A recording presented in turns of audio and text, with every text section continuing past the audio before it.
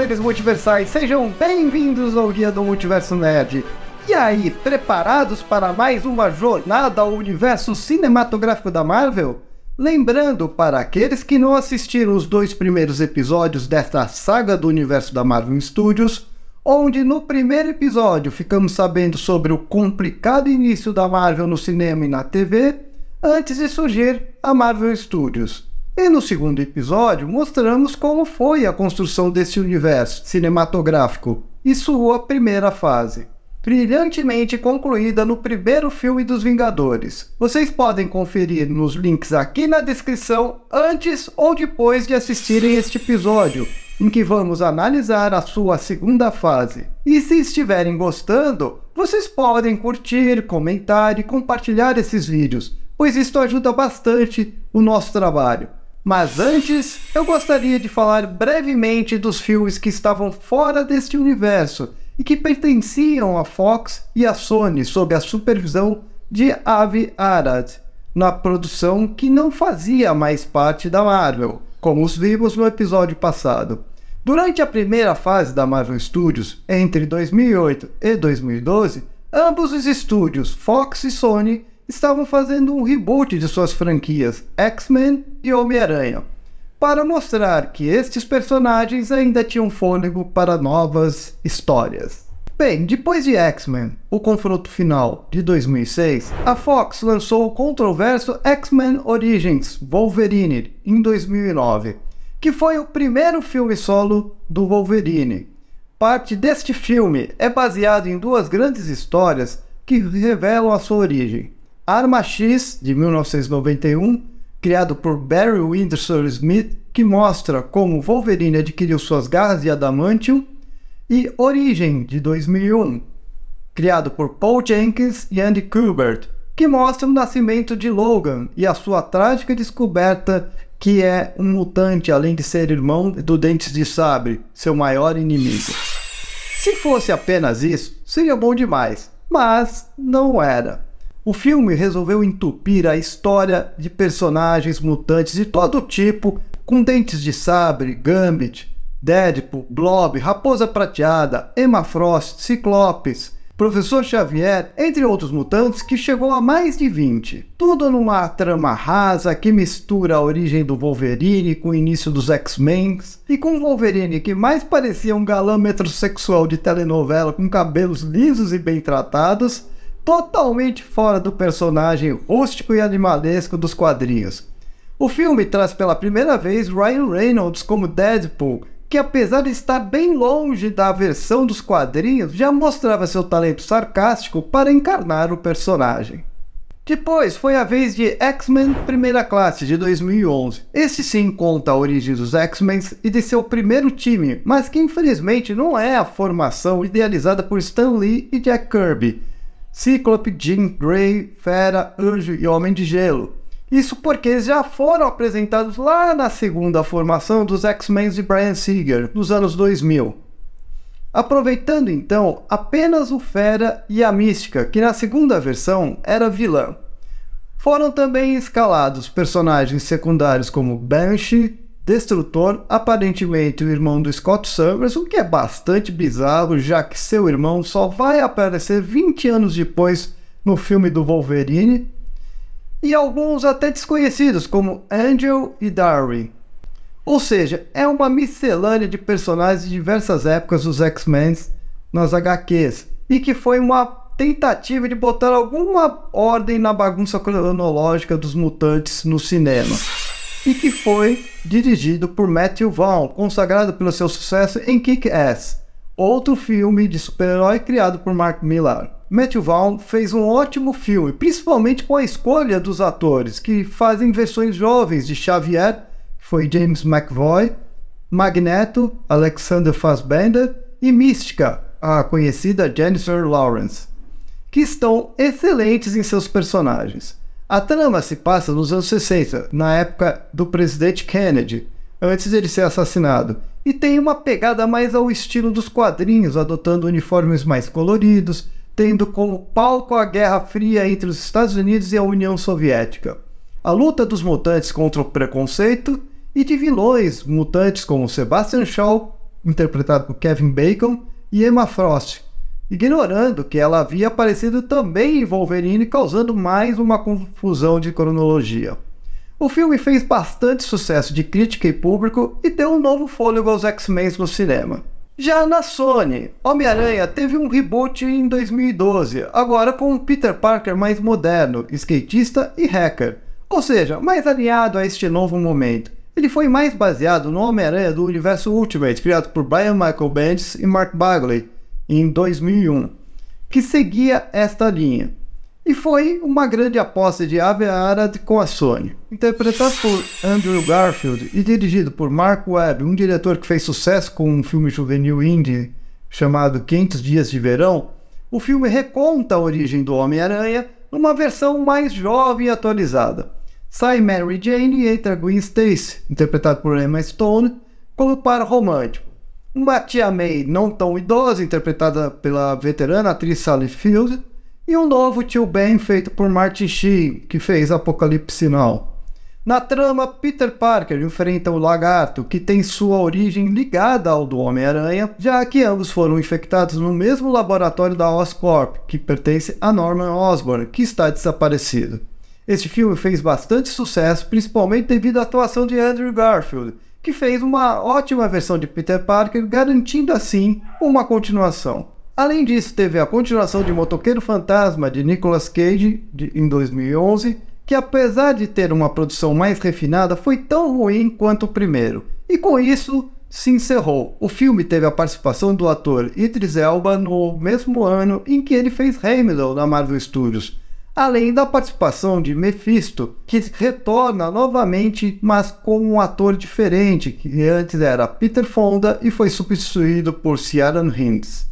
Já na Marvel Studios, Kevin Feige, David Maisel e Ike Perlmutter estavam comemorando o sucesso estrondoso de Vingadores e o impacto causado na comunidade nerd, na indústria do cinema e do entretenimento, onde os super-heróis da Marvel passaram a ser um dos temas mais comentados na cultura pop, com youtubers e sites surgindo aos montes, comentando e explorando cada detalhe do CM. Além disso, em 2009, houve uma grande negociação, pois a Disney comprou a Marvel Entertainment, adquirindo ao seu catálogo a Marvel Comics, a Marvel Toys, que substituiu a Toy Biz pela Hasbro, a Marvel Animation e, claro, também a Marvel Studios, numa negociação bilionária intermediada por David Maisel, Ike Perlmutter e Bob Iger, CEO da Disney. Com isso, a partir de 2013, a Paramount deixa de participar e distribuir os filmes da Marvel Studios depois de Homem de Ferro 3,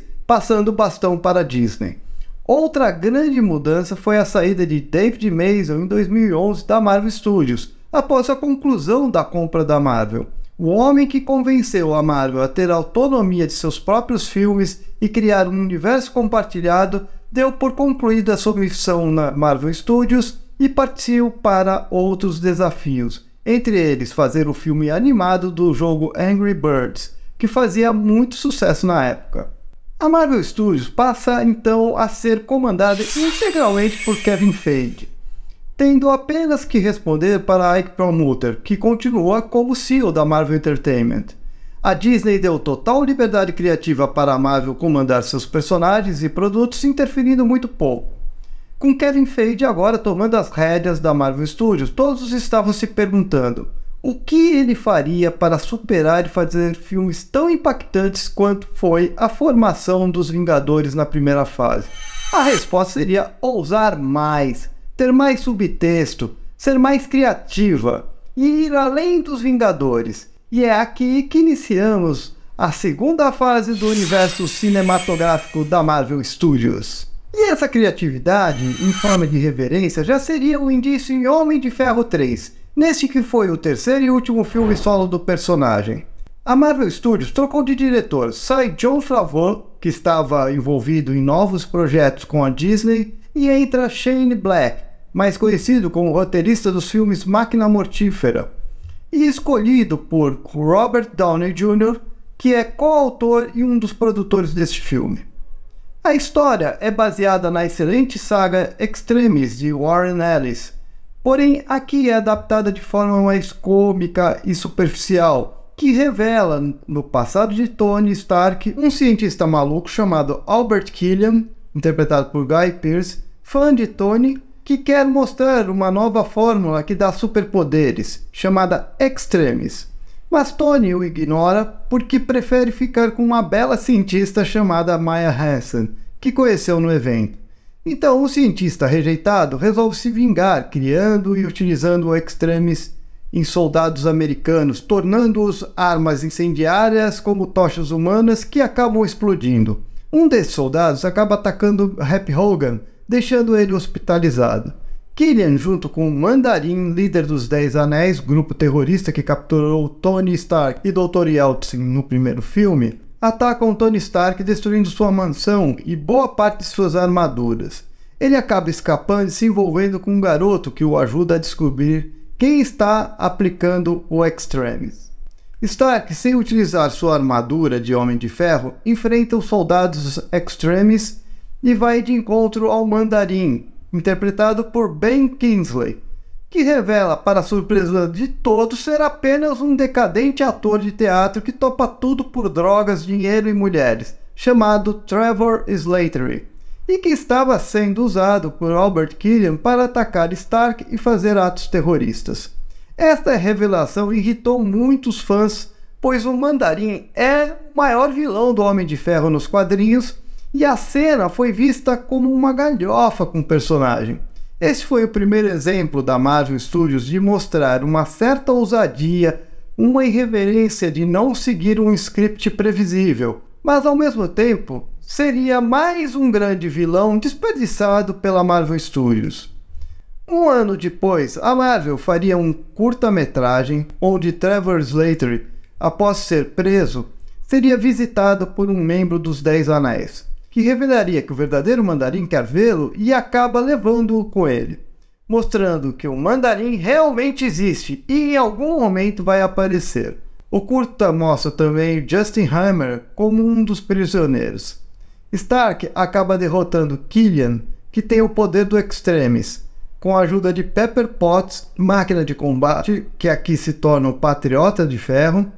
No final, Stark destrói todas as suas armaduras, faz uma cirurgia que retira os fragmentos que ameaçam seu coração, não dependendo mais do reator Arc para mantê-los afastados. Stark acaba jogando ele fora, encerrando seus dias como Homem de Ferro, e decide viver junto com Pepper Potts. Um final um tanto contraditório, já que sabemos que ele vai retornar a ser o Homem de Ferro em outros filmes. Mesmo após ameaças de Robert Downey Jr. de romper contrato com a Marvel devido às questões de aumento de cachê para continuar fazendo o Homem de Ferro. Dos filmes do Homem de Ferro, eu considero esse o pior, pois a história é muito confusa, meio ambígua, cheio de barrigas, os diálogos são menos inspirados e foca mais na persona de Tony Stark, mostrando que ele não precisa de armadura do Homem de Ferro para ser um herói, tornando ela descartável e até mesmo frágil, numa forma de libertar o homem de dentro da armadura e expor seus medos, fragilidade e superação. Ou seja, o super-herói é colocado de lado e entra em seu lugar apenas o herói ator Tony Stark, Robert Downey Jr., se tornando um paralelo da vida do ator com seu personagem, e que acabou ficando desconexo com as demais histórias do MCU, parecendo um filme independente. Homem de Ferro 3 arrecadou mundialmente 1,215 bilhões de dólares. Mesmo não sendo o melhor filme do Homem de Ferro, a bilheteria dele foi a maior da trilogia, quase alcançando Vingadores, muito devido ao hype esmagador da Marvel Studios e ao sucesso de Robert Downey Jr. como Tony Stark. Esse foi seu último filme solo. A partir daqui, Tony Stark e Homem de Ferro iriam participar apenas em outros filmes da Marvel, principalmente dos Vingadores. A cena pós-créditos mostra Tony contando sua história para Bruce Banner, que cochila de tão entediado. Até parece uma autocrítica do filme. O segundo filme de Thor tinha a missão de ser melhor que o primeiro, mas não começou bem, pois além de ter trocado 2 vezes de diretor para substituir Kenneth Branagh, onde a primeira foi Patty Jenkins, que foi dispensada, o que irritou a atriz Natalie Portman, que queria uma diretora mulher para o filme. ficando em seu lugar Alan Taylor, que dirigiu episódios de Game of Thrones que fazia bastante sucesso na época. O roteiro e a direção foram refeitos diversas vezes, se tornando mornos e pouco inspirados. Um sintoma da falta de um desenvolvimento melhor do personagem que foi desperdiçado no primeiro filme. Thor, após os eventos de Os Vingadores e de levar Loki para Asgard, está ajudando seu pai Odin, como um bom menino comportado, a manter a paz nos 9 reinos, enquanto lamenta a ausência de sua amada Jane Foster que está na Terra. Enquanto isso, uma antiga raça de elfos negros liderada por Malekith, personagem criado por Walter Simonson nas páginas de Thor em 1984, retorna do exílio para obter vingança e mergulhar o universo em trevas. Para isso, eles buscam o Éter, que é mais uma joia do infinito, que pode mudar a realidade e tornar os 9 reinos num universo de trevas. Jane Foster, que está investigando estranhos eventos de coisas se teleportando numa fábrica abandonada em Londres, acidentalmente entra em contato com o Éter e se torna seu hospedeiro. Porém, a energia do Éter está matando-a lentamente. Thor então leva-a para Asgard para buscar uma cura, porém Malek descobre isso e invade Asgard, matando vários Asgardianos, além de Frigga, a mãe de Thor e Loki. Em busca de vingança, Thor se alia a Loki, Sif e os 3 guerreiros, em um plano bem rocambolesco, cheio de esquemas. Eles enfrentam Malekith e seus seguidores. Loki acaba sendo morto por Malekith, que, ao retirar o éter de Jane Foster, parte para a Terra para abrir os portais dos 9 mundos e destruí-los com o poder do éter. Thor, com a ajuda de Jane, Dr. Selvig, que após os eventos dos Vingadores está meio maluco das ideias, andando pelado e obcecado por portais e dimensões, Darcy Lewis e seu assistente derrotam Malekith numa batalha em Londres. O final revela que Loki forjou a sua morte novamente e acaba substituindo Odin, tomando sua identidade, enquanto Thor parte para a Terra para viver com Jane sem suspeitar de nada, deixando Asgard à mercê de Loki, confirmando que este Thor da Marvel Studios só estava afim mesmo de pegar a Jane Foster e o resto que se dane. Com uma história bem piegas, um vilão raso e um Thor meio apático, muito longe do guerreiro poderoso e carismático dos quadrinhos, Mundo Sombrio serve apenas para introduzir a Joia do Infinito, que irá se conectar com os próximos filmes da Marvel. A Marvel Studios pareceu estar meio perdida com seu Thor, não sabendo lidar com a sua mitologia. Apesar disso, graças ao hype que a Marvel estava surfando, a renda de Thor foi muito boa. A arrecadação total de 644,57 milhões de dólares. Mas se considerarmos o padrão dos últimos filmes da Marvel, estava bem abaixo. Nas cenas pós-créditos, Sif e Volstagg visitam um laboratório cheio de criaturas aprisionadas. Eles entregam o éter ao colecionador, interpretado por Benicio del Toro, um ser de enorme poder que vive na cabeça de um celestial morto, que se tornou sua base. Eles pedem para que guarde a Joia do Infinito enquanto os Asgardianos ficam com o Tesseract. Esta cena, pós-crédito, vai se conectar com o filme dos Guardiões da Galáxia. Capitão América, o Soldado Invernal. Esta seria a primeira das 3 grandes surpresas desta segunda fase e que passaria a ter grande influência nos próximos filmes da Marvel Studios. Eu considero Capitão América, Soldado Invernal fundamental de como se dirigir um filme de super-heróis de uma forma mais adulta, como, por exemplo, combinar o gênero de thriller de espionagem com o gênero de super-heróis, como se fosse um Jason Bourne para super-heróis, em uma trama envolvente, mais tensa, com reviravoltas, cenas de ação frenética e mais realistas, deu um novo caminho ao gênero e também ao personagem Capitão América. O filme adapta uma das melhores fases do personagem nos quadrinhos, escrita por Ed Brubaker e ilustrada por Steve Epting e Michael Lark. O Soldado Invernal, de 2004, também tinha essa pegada mais de thriller de espionagem, onde o Caveira Vermelha, imposto do Cubo Cósmico, acaba sendo assassinado pelo misterioso Soldado Invernal, que entrega o combo para seu chefe, um ex-general russo. Já no universo da Marvel Studios, o Soldado Invernal é um agente especial que trabalha para a Hydra, contratado para eliminar Nick Fury. Capitão América, com a ajuda de Sam Wilson, o Falcão, interpretado por Anthony Mackie, que estreia neste filme, a Viúva Negra, Maria Hill e a estreante agente Sharon Carter, filha de Peggy Carter, antigo amor do Capitão América, tentam descobrir quem é o Soldado Invernal e enfrentar Donald Pierce, Robert Redford, que controla a SHIELD. A trama envolve as atitudes da SHIELD, que sob o comando de Donald Pierce está criando super-armas após os eventos de Vingadores. Desconfiado, Nick Fury acaba sendo atacado por agentes da Hydra e o Soldado Invernal. O Capitão América recebe de Nick Fury, gravemente ferido, um pendrive com arquivos secretos sobre a SHIELD, mas este acaba sendo baleado e morto pelo Soldado Invernal.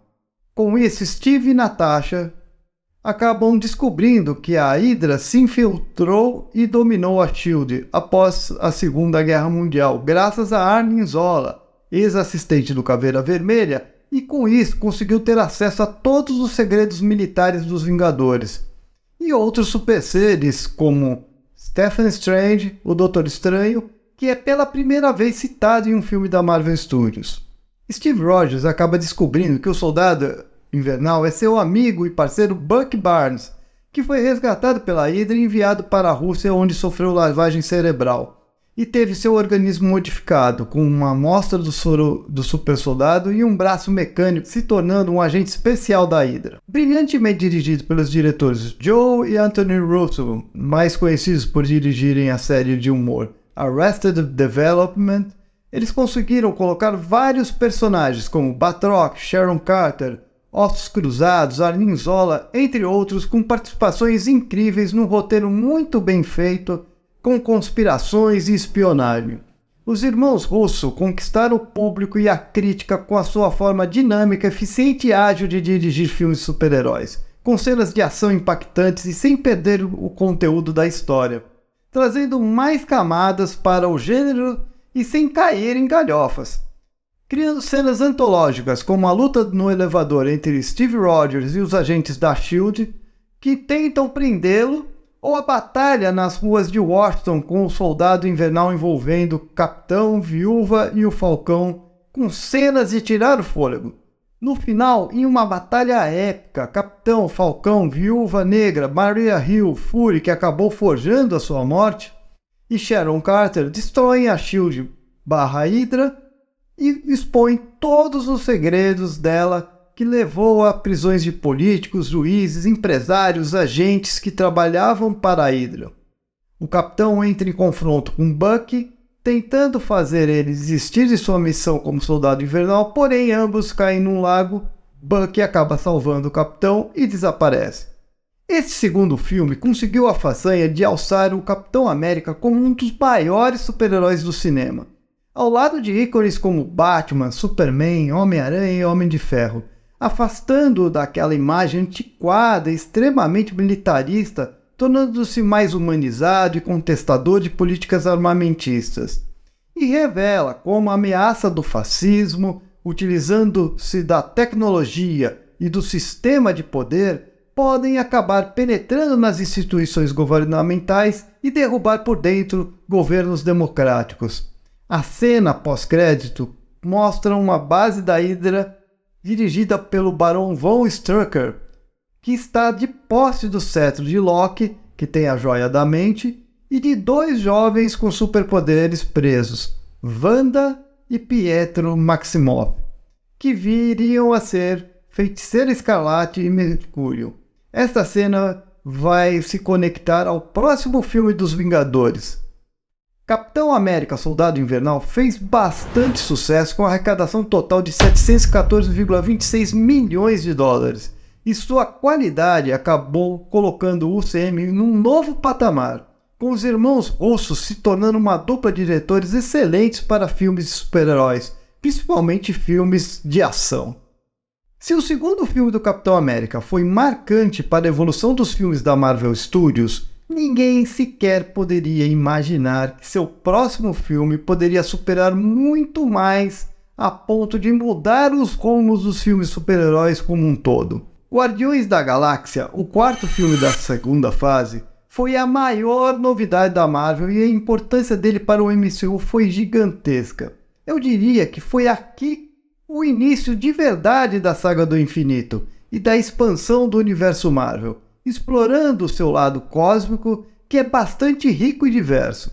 Isso tudo com um grupo de personagens desconhecidos pelo público e até mesmo por aqueles que acompanham a Marvel Comics, pois Guardiões da Galáxia era um grupo de super seres vindo do futuro do século 30 que havia sido criado por Stan Lee e Jenny Colan em 1968 e que apareciam de vez em quando em aventuras com os Vingadores nos anos 70. E nos anos 90 tiveram uma série própria criada por Jim Valentino que durou pouco tempo. Em 2008, após a saga Aniquilação, apareceram em uma nova formação criada por Andy Lanning e John Abnett, mas integrada com o universo Marvel do presente, com Star-Lord, Gamora, Drax, Rocket Raccoon, Groot e Nova. Personagens que haviam sido criados bem antes nas décadas de 60, 70 e 80. Por artistas e autores como Steve Englehart, Jim Starlin, Kate Giffen, Stan Lee, Jack Kirby e Marv Wolfman. Foi com esta formação mais recente que a Marvel Studios resolveu adaptar seu filme, contratando um desconhecido diretor chamado James Gunn, conhecido apenas como roteirista dos filmes do Scooby-Doo, que teve a grande responsabilidade de escrever e dirigir o filme mais arriscado dessa segunda fase. Com um elenco muito bem escolhido, formado por atores que deram muita personalidade aos personagens, Chris Pratt como Star-Lord, Zoe Saldanha como Gamora, filha adotiva de Thanos, Bradley Cooper como Rocket Raccoon, Vin Diesel como Groot, Dave Bautista como Drax e Karen Gillan como Nebulosa, irmã de Gamora, entre outros. Mas foi a forma de fazer este filme que o novato diretor surpreendeu bastante. Ao invés de um filme de ação espacial tipo Star Wars, Gunn resolveu ser mais criativo e ousado, colocando trilhas de música pop dos anos 70 e 80 que regem a trama numa space opera pop moderna, junto com situações ridículas e tragicômicas dos seus personagens, que têm diversas falhas de caráter, pois são larápios, mentirosos, violentos e até mesmo meio idiotas, mas que, apesar de suas falhas, no fundo têm um código de honra e se juntam para formar os Guardiões da Galáxia, para deter Ronan, o Acusador.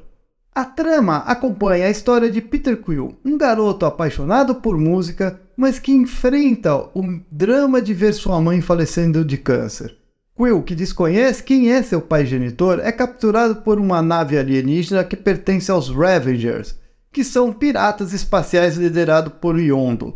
Anos depois, Peter Quill se torna o malandro ladrão intergaláctico Senhor das Estrelas, que tem como missão roubar uma misteriosa esfera de metal chamada Orb, que também está sendo procurada por outros mercenários, entre eles Gamora, Rocket, Groot e Yondu. A mando de Ronan, o Acusador, um ex-general Kree que pretende tomar posse da Joia do Poder que está no Orbe e massacrar Xandar, lar da Corporação Nova, um planeta que se opõe aos Krees. Gunn fez um trabalho impecável, com bastante humor, ação, drama, romance, muita música boa e sem cair na armadilha da galhofa. Além disso, ampliou o universo cósmico da Marvel, trazendo como, por exemplo, o Colecionador, interpretado pelo Benício Del Toro, que é um dos anciões cósmicos. Os Celestiais, gigantescas criaturas cósmicas criadas por Jack Kirby em Os Eternos, os Krees, que é um império alienígena, os Xandarianos, que possuem uma força policial intergaláctica chamada Corporação Nova, além de trazer Thanos novamente, perfeitamente interpretado agora por Josh Brolin, como o grande arquiteto por trás da trama, para obter a Joia do Poder e ser o grande vilão da Saga do Infinito. É aqui também que pela primeira vez é explicada o que são as Joias do Infinito, onde o colecionador narra sua origem como fragmentos de 6 singularidades que existiam antes da criação do universo e que, após serem destruídas, tiveram seu poder representados em 6 joias, cujo poder é tão grande que podem ser apenas manipuladas por seres de grande poder como os Celestiais ou criaturas como Thanos e Ronan. Thanos e as Joias do Infinito foram criadas por Jim Starlin quando este escreveu algumas aventuras dos Vingadores, Capitão Marvel e Adam Warlock nos anos 70. Com um final surpreendente, dramático e inusitado, os Guardiões, os Ravengers e os Xandarianos se unem para derrotar os exércitos de Ronan em uma batalha de naves estilo Star Wars, enquanto tentam tomar de Ronan a Joia do Poder. Groot acaba se sacrificando para salvar seus amigos da queda da nave de Ronan, enquanto Quill, utilizando uma inusitada dancinha, distrai Ronan para Rocket destruir seu martelo e tomar a Joia do Poder e juntos destruírem Ronan. Os Guardiões da Galáxia acabam mostrando que mesmo pessoas imperfeitas e politicamente incorretas, em meio a tragédias, podem se tornar grandes heróis, terminando de forma emocionante como uma boa música para os nossos ouvidos e espírito. A cena pós-crédito mostra o colecionador em meio a destroços bebendo junto com Howard o Pato, personagem cômico da Marvel, criado por Steve Gerber e que era uma paródia politicamente incorreta do Pato Donald, que já teve um filme que foi um verdadeiro fracasso, como falamos no primeiro episódio desta série. O sucesso de Guardiões da Galáxia foi estrondoso. Teve a arrecadação mundial de 770,82 milhões de dólares e chamou tanta atenção que fez a concorrente DC mudar de rumo de seu novo filme, O Esquadrão Suicida, além de fazer várias mudanças no filme da Liga da Justiça do Zack Snyder, que acabou saindo da direção. Mas principalmente também a Marvel Studios passaria a integrar esse estilo de Gunn na sua fórmula de fazer filmes, colocando mais criatividade, música e principalmente humor, consagrando James Gunn como um dos mais importantes e criativos diretores de filmes de super-heróis. Vingadores Era de Ultron. Muitos falam que este filme foi mais fraco em relação ao primeiro filme dos Vingadores, mas eu considero Vingadores Era de Ultron melhor. Apesar de ele não ter o impacto da novidade do primeiro filme, que foi o primeiro grande crossover de um universo cinematográfico, para mim, Joss Whedon fez uma continuação melhor, mais sofisticada, com uma equipe mais afinada, ressaltando mais a personalidade de cada personagem e as oposições de ideias entre eles, principalmente entre Tony Stark e Steve Rogers. Até mesmo a fotografia do filme estava bem melhor, pois o primeiro tinha um certo aspecto de série de TV, enquanto este foi mais cinematográfico. O problema é que Joss Whedon teve que lidar com o impacto do sucesso que fez Soldado Invernal e Guardiões da Galáxia, que elevou o nível de expectativa do público e da crítica. Mas Era de Ultron foi muito importante para expandir o UCM. Foi nele que estrearam Wanda, a Feiticeira Escarlate, interpretada por Elizabeth Olsen, e Pietro, que é o Mercúrio, interpretado por Aaron Taylor Johnson, que fez Kick-Ass, que nos quadrinhos são mutantes que fizeram parte dos Vingadores e filhos de Magneto, o maior inimigo dos X-Men. Mas como os mutantes fazem parte da Marvel da Fox e por isso não podem ser usados, a Marvel Studios então resolveu chamá-los de Aprimorados, que aparentemente ganharam seus poderes do cetro de Loki, sendo usados como cobaias pelo último líder da Hydra, o Barão Strucker, em Sokovia. E também teve a estreia do Visão, que nos quadrinhos é um androide que foi criado por Ultron, que também é um androide criado por Hank Pym, o Homem-Formiga, e grande vilão desta trama. Ultron e Visão surgiram na revista dos Vingadores, criados em 1968 por Roy Thomas e John Buscema. Já Wanda e Pietro foram criados por Stan Lee e Jack Kirby em 1964 na revista dos X-Men. Na história, os Vingadores, alertados por Nick Fury, invadem a estação secreta da Hydra, derrotam Strucker e recuperam o cetro de Loki, onde eles descobrem que tem mais uma joia do infinito, a joia da mente. Tony Stark e Bruce Banner resolvem utilizar a joia para acelerar o desenvolvimento de uma inteligência artificial chamada Ultron, similar a Jarvis, que é uma IA de Tony Stark, porém bem mais poderosa, utilizando androides, armas tecnológicas e que ajudaria a proteger a Terra de uma nova invasão alienígena que Stark temia que acontecesse novamente. Porém, a joia da mente acaba dando uma personalidade própria a Ultron, que se rebela e vê que a própria raça humana, com suas guerras e poluição, ameaça o planeta e conclui que ela é que tem que ser eliminada. Ultron então acaba atacando os Vingadores em sua própria sede, que estão numa festa de confraternização. Com diversos dilemas que envolvem os limites da ciência, inteligência artificial e até onde os heróis devem interferir, Era de Ultron tem um roteiro mais profundo, o vilão é cheio de camadas existenciais e brilhantemente interpretado por James Spader. Foi neste filme que pela primeira vez ficamos sabendo de Wakanda, lar do Pantera Negra, onde foi citada e também apareceu um inimigo do Pantera Negra, o Garra Sônica, Ulysses Klaue, interpretado por Andy Serkis. Foi um contrabandista de vibranium, um poderoso metal que existe apenas em Wakanda e no escudo do Capitão América. Ultron, junto com Wanda e Pietro, encontram Klaue na África do Sul e compram dele o vibranium, onde Ultron pretende construir um novo corpo junto com a Joia da Mente. Os Vingadores então tentam detê-lo e uma batalha se inicia. As cenas de ação e de batalha são incríveis, com destaque para a luta entre Hulk, enfurecido pela magia de Wanda, e Homem de Ferro, o que foi o ponto alto deste filme. Ultron consegue fugir com uma amostra de vibranium e cria um novo e poderosíssimo corpo, com a ajuda da Dra. Cho, uma cientista coreana que lida com nanotecnologia. Wanda descobre as intenções sombrias de Ultron e foge com Pietro para alertar os Vingadores. Enquanto isso, os Vingadores, derrotados e traumatizados por experiências passadas causadas pela feitiçaria de Wanda, se refugiam na casa da família de Clint Barton.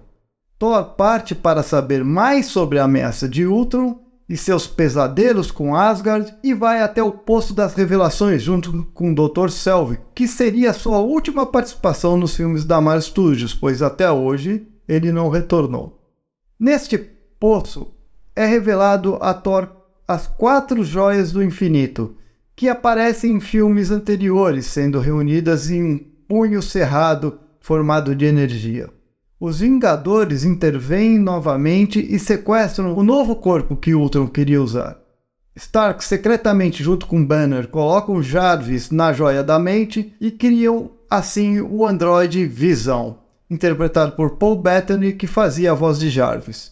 Capitão América é alertado por Wanda e Pietro e tentam impedir que Stark e Banner criem o Visão, mas Thor chega e interrompe o conflito energizando-o com o poder de seu martelo, fazendo o Visão despertar.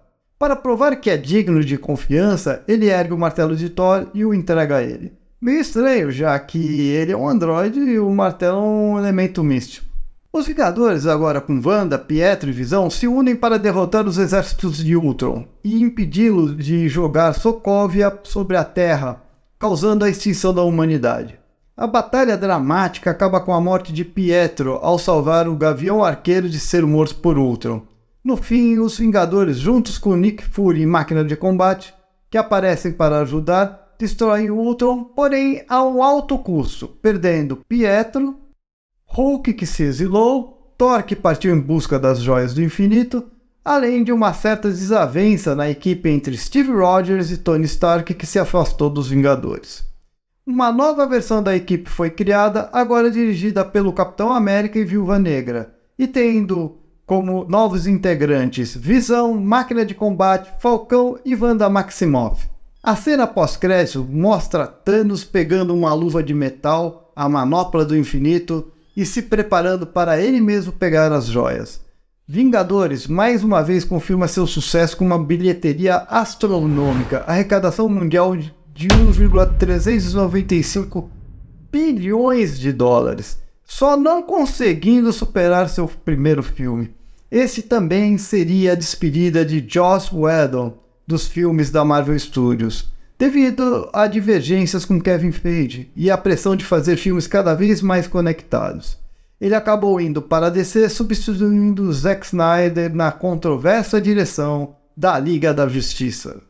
Esta foi a terceira e pequena grande surpresa da fase 2. Homem-Formiga teve seu início de produção bastante conturbado devido às desavenças entre Kevin Feige e o diretor escolhido, o talentoso Edgar Wright, conhecido por fazer o filme de Scott Pilgrim, adorado pela comunidade nerd. Devido à sua resistência de integrar o filme do Homem-Formiga ao universo da Marvel Studios, tendo participações especiais do Howard Stark, Peggy Carter e do Falcão, Edgar Wright acabou se afastando do projeto, que estava sendo planejado desde a primeira fase do UCM, e acabou sendo substituído por Peyton Reed, um diretor pouco conhecido, mas que seguiu as diretrizes da Marvel, adaptando o roteiro e as ideias de Wright, que foi creditado como co-criador e roteirista do filme. Isso acabou não prejudicando o filme, que foi uma produção mais simples, mas bastante criativa e dinâmica, com forte peso no humor, um elenco bem carismático e com cenas incríveis, principalmente na forma como mostra a visão de alguém que fica do tamanho de uma formiga. Homem-Formiga tem duas versões criadas na Marvel Comics. A primeira, criada em 1961 por Jack Kirby e Stan Lee, quando a Marvel ainda se chamava Atlas Comics. É Hank Pym, que é um cientista que estudava o comportamento de formigas e criou uma fórmula que permite reduzir de tamanho, chamada de partículas Pym, se tornando o Homem-Formiga junto com sua esposa Janet Van Dyne, que acabou virando a Vespa. Ambos foram membros fundadores dos Vingadores e ao longo do tempo Hank Pym assumiu outras identidades e personalidades como Gigante e Jaqueta Amarela. Hank Pym tinha um certo transtorno mental, principalmente na fase como Jaqueta Amarela, em que ficou mais agressivo, chegando a abusar fisicamente da Vespa, em uma história bem polêmica dos Vingadores escrita por Jim Shooter em 1981. O segundo Homem-Formiga foi Scott Lang, criado por David Michelinie e John Byrne, em 1979. Um talentoso engenheiro eletrônico desempregado que utilizou seus talentos para praticar roubos. Para salvar sua filha, ele roubou o antigo uniforme de Hank Pym, que mudou de identidade para a Jaqueta Amarela, e se tornou o segundo Homem-Formiga. Foi neste personagem que a Marvel Studios se inspirou para fazer o seu primeiro filme. O protagonista, Scott Lang, é interpretado por Paul Rudd, que tem uma veia mais cômica. O veterano Michael Douglas, conhecido por diversos filmes dos anos 80 e 90 como Tudo por uma Esmeralda, Instinto Selvagem, Wall Street, entre outros, interpretou Hank Pym. Sua filha Hope Van Dyne foi interpretada por Evangeline Lilly de Lost, e o vilão e sócio de Hank Pym, Darren Cross, o Jaqueta Amarela, é interpretado por Corey Stoll de House of Cards. A trama se inicia num prólogo em 1989, no Triskelion, a sede da SHIELD, que está sendo construída. Hank Pym invade uma reunião entre o comando da SHIELD, Peggy Carter, Howard Stark e Michael Carson, agente infiltrado da Hydra. Pym os acusa de tentarem roubar sua fórmula de Homem-Formiga e se demite da SHIELD. Esta é uma cena importante, pois revela um passado da SHIELD com super-humanos, antes do Homem de Ferro e dos Vingadores, sendo um pequeno retcon na sua história. No presente, em 2015, o ex-presidiário Scott Lang finalmente sai da prisão e tenta se aproximar da sua filha pequena, Cassie Lang, e se reintegrar à sociedade. Mas devido ao seu talento de fazer assaltos sem ser percebido e escapar sem causar nenhum problema ou violência, é instigado pelos seus parceiros de crimes. Um trio cômico formado por Luis, Michael Penha, o personagem mais engraçado do filme, Dave, interpretado por T.E. Harris, e Kurt, interpretado por Dave Dalmatian, que são contratados para assaltar uma casa. Lang não acha nada, apenas um uniforme estranho e umas cápsulas. E ele leva o material embora e acaba vestindo ele. se tornando o Homem-Formiga, numa cena muito bem feita mostrando a visão de alguém pequeno onde tudo de repente fica gigantesco. Pym revela ser o antigo Homem-Formiga e treina Lang para ser seu substituto, para impedir que o ganancioso Darren Cross, que dirige sua empresa junto com sua filha Hope Van Dyne, tome posse das partículas Pym e crie um exército de soldados com armaduras do Jaqueta Amarela, que conseguem reduzir de tamanho. A missão de Lang é roubar e destruir o uniforme do Jaqueta Amarela. Num criativo enredo de escapismo que envolve redenção e oportunidade de corrigir seus erros, Homem-Formiga é um filme divertido, humanizado e carismático, simples de entender e com cenas de ação bem competentes, como a luta entre Falcão e Homem-Formiga quando este invade o QG dos Vingadores achando ser uma instalação secreta, conectando o filme com os Vingadores.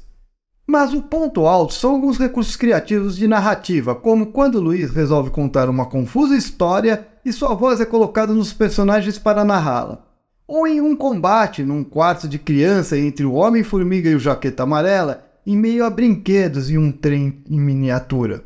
Alternando do ponto de vista deles, onde tudo fica grandioso e impactante, enquanto no nosso ponto de vista, a mesma cena fica pequena e discreta. O filme revela pela primeira vez o Reino Quântico, microverso na Marvel Comics, uma dimensão subatômica que é acessada quando Scott Lang se reduziu ao tamanho menor que um átomo, para poder derrotar o Jaqueta Amarela.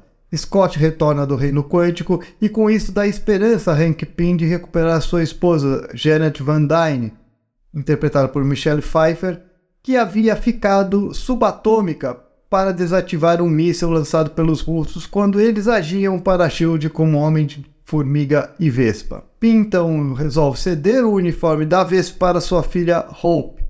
A cena pós-crédito mostra Falcão, que teve uma luta contra o Homem-Formiga, com o Capitão e Buck Barnes, o Soldado Invernal, aprisionado. Falcão diz ao Capitão América que tem uma forma de conseguir um aliado para ajudar e então entra a legenda Homem-Formiga irá retornar, em Capitão América Guerra Civil. Apesar de ter sido a menor bilheteria dessa segunda fase, arrecadação total de 519,31 milhões de dólares, para uma produção menor, o filme rendeu até que muito bem, e marcou pelo humor bem feito e sem apelo à galhofa que iria pontuar os próximos filmes da Marvel Studios.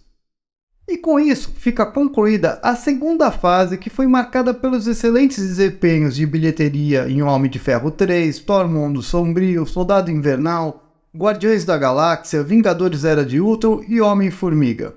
Apesar de Thor e Homem de Ferro não terem agradado muito a crítica e os fãs, e acabou superando a primeira fase em renda e impacto no grande público. Foi a fase que expandiu o universo cinematográfico da Marvel, que não estava mais limitado à Terra e Asgard, ampliando para outras galáxias e mundos alienígenas, apresentando novas raças como os Elfos Negros, os Krees, os Xandarianos, e criaturas cósmicas como os Celestiais, Ronan, Thanos e o Colecionador, além de outras dimensões como o Reino Quântico. E principalmente novos personagens que conquistaram o público, como os Guardiões da Galáxia, Visão, Wanda, Falcão, Homem-Formiga, e teve o fim da SHIELD, da Hydra, como vimos em Capitão América, Soldado Invernal. Também tivemos mais revelações sobre as Joias do Infinito, sendo duas que surgiram na primeira fase, o Tesseract, que contém a Joia do Espaço e está em posse de Asgard, o Cetro de Loki contém a Joia da Mente, que agora está na testa do Visão, fazendo parte da mente dele. E na segunda fase, o Éter, que é a Joia da Realidade, que está em posse do Colecionador. E o Orbe, que possui a Joia do Poder, que está sob a guarda dos Xandarianos. Tendo Thanos como o grande vilão que pretende tomar posse dessas joias com o uso de uma manopla, como revelado no final de Vingadores Era de Ultron. Esta foi uma fase que se experimentou mais e ousou mais, utilizando-se da criatividade e da irreverência na forma de contar suas histórias, além de revelar novos e talentosos diretores como os irmãos Russo e James Gunn. Porém, a responsabilidade e o peso de um universo compartilhado estava aumentando cada vez mais. a ponto de alguns diretores e autores como Joss Whedon e Edgar Wright saírem por discordâncias. Mas isso não foi um problema, pois muito mais estava para vir na maior e melhor fase da Marvel Studios, a fase 3, onde todos os heróis terão que enfrentar a maior ameaça do seu universo, Thanos, concluindo a saga do infinito. E é o que vamos ver no próximo episódio. E aí, gostaram deste episódio? Se sim, manda ver no like, compartilhe este vídeo para chegar em mais pessoas, deixe seu comentário e ative o sininho para receber as notificações de nossos próximos vídeos. Para quem ficou até aqui, o meu muito obrigado. Até mais, tchau, tchau!